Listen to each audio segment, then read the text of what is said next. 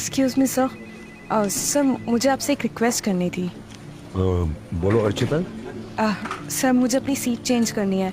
मुझे हरिंदर सर के साथ नहीं, गुरप्रीत सर के साथ बैठना है। हरिंदर के साथ नहीं बैठना है? क्यों, क्या बात, कोई प्रॉब्लम? हरिंदर ने कुछ नहीं नहीं सर, ऐसी कोई प्रॉब्लम नहीं है, बस मुझे गुरप्रीत सर के साथ बैठना है। हर्षिता, गुरप्रीत के पास तो नीरज बैठते हैं ना, और हमारे पास कुछ और स्पेस है भी नहीं। सो आई वंडर। सर अगर आप नीरज सर से कहेंगे तो शायद वो सीट चेंज कर लें। You should ask this thing, ये आपको पूछना चाहिए नीरज जी से। इफ नीरज जी को कोई प्रॉब्लम नहीं है तो I don't have any problem. Neeraj sir. अरे हर्षिता, टेंशन मत लो, मैं समझ सकता हूँ। आज तुम्हारा पहला दिन है ना। आप एक काम करो, आप मेरी वाली सीट ले लो, मैं चेंज कर लूँगा। Thank you so much sir. Thank you sir. Thanks to him.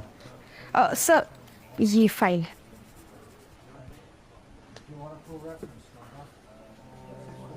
Excuse me sir, मुझे आपसे कुछ बात करनी थी। सर मुझे गौरव और नितेश के साथ नहीं बैठना।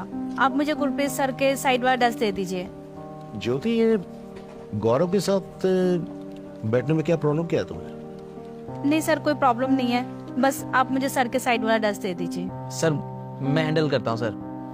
ज्योति, तुम एक काम करो, गुरप्रीत जी के साथ में ना रितेश बैठते हैं, तो तुम रितेश को बोलो, वो तुमसे एक्सचेंज कर लेगा। ठीक है। ये नीरज, ये क्या हो क्या रहा है ऑफिस में? मतलब ये हरिंदर के पास नहीं बैठना चाह रही है, गौरव के पास भी नहीं बैठना चाहिए, क्या तो ये लड़के कुछ हाँ नहीं सर, ऐसी कोई बात नहीं। गौरव और हरिंदर बहुत अच्छे लड़के हैं सर। बात ऐसी है सर कि ये दोनों लड़कियां अभी आज ही ज्वाइन हुई हैं। अब ये थोड़ा सा अनकंफर्टेबल फील कर रही हैं सबके साथ। और रही बात कि गुरप्रीत सर के साथ क्यों बैठना चाहती है। सर बात सीट की नहीं, बात है किरदार की। कुछ किरदार ऐसे होते हैं जो आपके दिलो दिमाग पर छप जाते हैं, जिन्हें आप भूल कर भी भुला नहीं सकते। और ऐसा ही एक किरदार है हरि सिंह नलवा।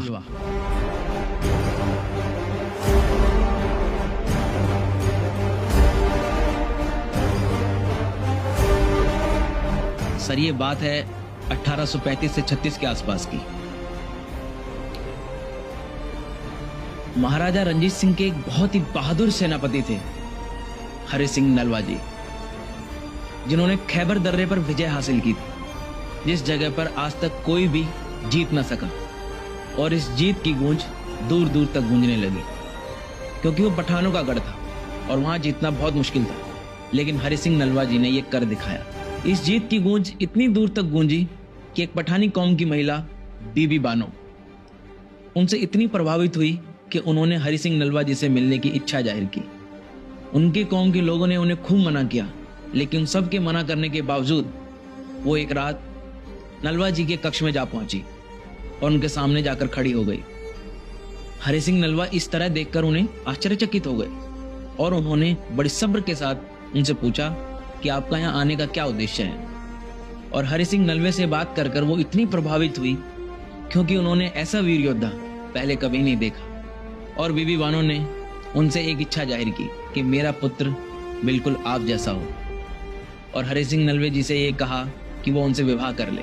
तब हरि सिंह नलवा जी ने समझाया कि वो तो पहले से ही शादीशुदा है और ये सब संभव नहीं। लेकिन बीबी बानो ने बहुत जिद की। तब हरि सिंह नलवा जी ने उन्हें डांट कर वहां से जाने को कहा। बीबी बानो ने जाते जाते उनसे कहा कि उन्होंने तो सुना था कि गुरु नानक देव जी के दर से कोई खाली हाथ नहीं जाता, और आप एक सिख होकर मुझे यहाँ से खाली हाथ भेज रहे हैं। तब हरि सिंह नलवा ने बहुत सोचा और सोच विचार कर एक फैसला लिया। उन्होंने अपने सिपाही को बुलाया और एक शॉल मंगवाई, और वो शॉल सीधा बीबी बानो के सर पर उड़ा दी। और उन्होंने बड़ी प्रेम पूर्वक कहा कि देखिए, मैं आपसे विवाह तो नहीं कर सकता, आपको मेरे जैसा पुत्र चाहिए ना, तो आज से मैं ही आपका पुत्र हूं और आप मेरी मां। हरि सिंह नलवा जी का ये किरदार देखकर बीबी बानो और भी प्रभावित हुई।